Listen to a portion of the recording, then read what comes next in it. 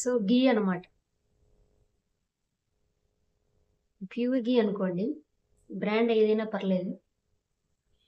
Here not about the branding, about pure ghee. So మన empty stomach early morning తీసుకుంటే చాలా uses ఉన్నాయన్నమాట. అది స్కిన్ టెక్స్చర్ని ఇంప్రూవ్ చేస్తుంది, డైజెషన్కి యూజ్ అవుతుంది అనమాట. సో తీసుకునే వాళ్ళు రకరకాలుగా తీసుకుంటుంటారు.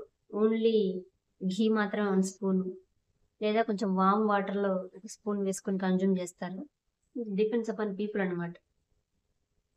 సో ఎవరికైనా డైజెషన్ ఇష్యూస్ ఉండేవాళ్ళు ఒక ఫిజిషియన్ కన్సల్ట్ అయ్యి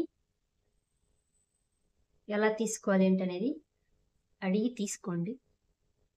జస్ట్ సింపుల్ టిప్.